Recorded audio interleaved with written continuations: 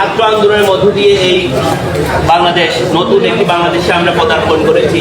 সেই বাংলাদেশে যদি আমরা খুব উদ্দেশ্যপ্রণোদিতভাবে বলি যে ছাত্র রাজনীতি থাকবে না, এখানে কোনো রাজনীতি নিষিদ্ধ করতে হবে, এখন কে ছাত্রদল কি আপনারা ইতিমধ্যে ছাত্রদল কি কোথাও হল দখল করেছে? ছাত্রদল কি কোথাও কাউকে হামলা করেছে? দেখেন একটি ফুটেজ দেখান, ছাত্রদল কোথাও হল দখল করেছে, ছাত্রদল অন্যায়ভাবে কাউকে মেরেছে, এটা আপনারা দেখান। আমরা তো কাউকে জোর করে, এই যে সদস্য ফর্ম যেটা, আমরা তো তাদেরকে জোর করে সদস্য ফর্ম ফিল আপ করতে কাউকে বলি। সে তার রাজনীতি করতে চায়। এখন বৈষম্য বিরোধী আন্দোলন, ছাত্র আন্দোলন, এখন তারা যদি মনে করে তারা পুরো ছাত্র সমাজের সব নিয়ে নিয়েছে, তেমন কিন্তু হবে না। আনফর্চুনেটলি বৈষম্য বিরোধী আন্দোলন doesn't represent the whole student community. তারা হয়তো বা খুব ছোট্ট একটা মাইনর কমিউনিটিকে রিপ্রেজেন্ট করে। বাংলাদেশের আরো অনেক ছাত্ররা রয়েছে যারা অন্যান্য ছাত্র সংগঠনের সাথে যুক্ত। এখন সবাই তো বৈষম্য বিরোধী ছাত্র আন্দোলনে থাকবে এমন তো কোনো কথা নেই। এটা হচ্ছে গত বিগত আমলের ফেসিবাদের বয়ানের মতো হয়ে যাচ্ছে, সম্পূর্ণরূপে ছাত্রলীগের বয়ান। ছাত্রলীগ যেভাবে প্রতিটা শিক্ষা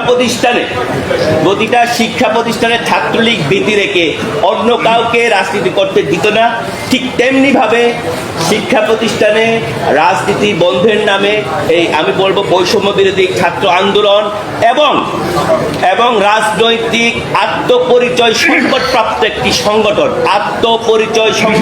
একটি সংগঠন এসবের পিছনে নিয়োজিত আছে বলে আমরা মনে করছি। জুলাই অগাস্ট গণ অভ্যুত্থানের মূল স্পিরিটটা একটি অন্তর্ভুক্তিমূলক সমাজ, একটি বহুত্ববাদী সমাজ, একটি বৈষম্যহীন সমাজ।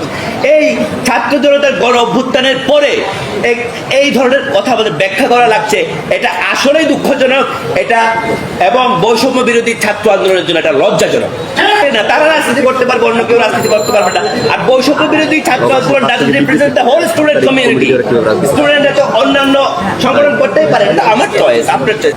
আমরা বিগত ছাত্র জনতার জুলাই অগাস্ট গণ অভ্যুত্থানের পরে প্রতিটি ক্যাম্পাসে বাংলাদেশে একটি ইনক্লুসিভ রাষ্ট্র বানাতে চাই, একটি বহুত্ববাদী সমাজ নির্মাণ করতে চাই, যেই বাংলাদেশে সব মতের মানুষ থাকবে, সব ধর্মের মানুষ থাকবে, সবার মতামত তারা প্রতিফলন ঘটাতে সক্ষম হবে, কেউ কোথাও কোনোভাবে বাধাপ্রাপ্ত হবে না।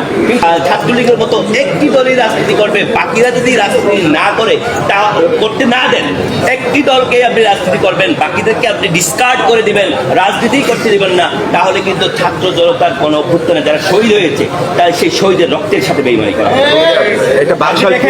আমাদের ছাত্র দলের শহীদ ওয়াসিম, সে স্ট্যাটাস দিয়েছিল তার শহীদ হওয়ার আগের দিন যে আমি ছাত্র দল করি, এই পরিচয়ে আমি শহীদ হব।